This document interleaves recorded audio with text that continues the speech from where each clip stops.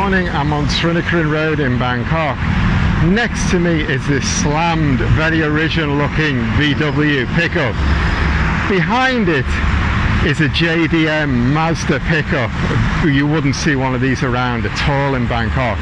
And on the other side of me here is an Apache, also slammed, also restored.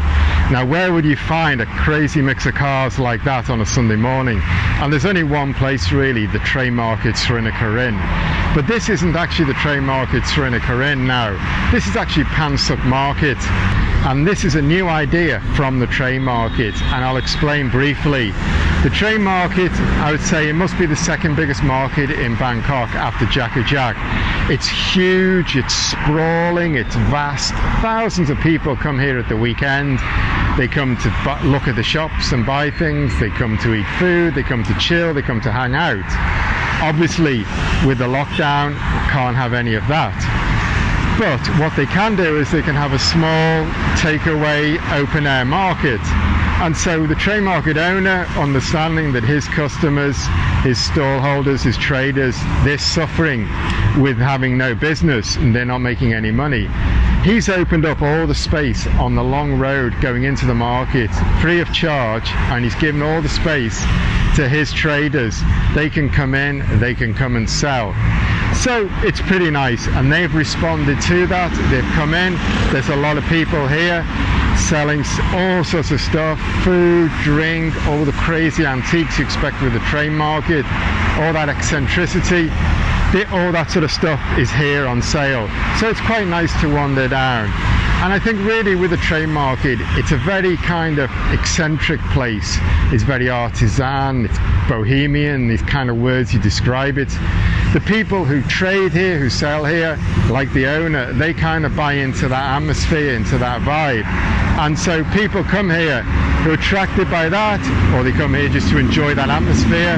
Tourists come here, well, there's a little bit out of the way for tourists at the moment. Although that said, the SkyTrain is just going up, and that should change things in terms of tourists in the future. But what you've got is that real unique atmosphere, that really unique vibe, and it's not a pressured place. Everyone's chilled out. It's a great place to come, hang out, eat food, buy things for the weekend.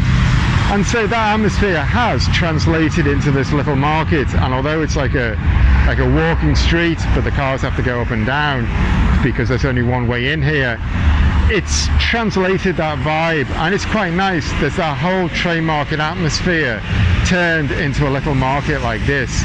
So I think well done to the owner for doing this. Nice for the shop holders to make some extra money and to respond to this. It's not too busy, there's not too many people coming at the moment, and I think that's, you know, partly because not many people know about it. It's been raining a lot recently, you can see the ground is wet. And also I guess they don't want too many people coming, so they can keep people split up and distanced. But it's very nice. It's open Saturday and Sunday mornings until 12 o'clock, and then in the afternoon from 4 to 8 o'clock, so people can go home well in time for the curfew. But restrictions from COVID are going to start easing in the next few days, so maybe by the time I make this video it will have changed, and maybe the Train Market can start getting back into life. But it's been a nice market. It's been somewhere cool to come, somewhere cool to spend an hour or so at a weekend morning.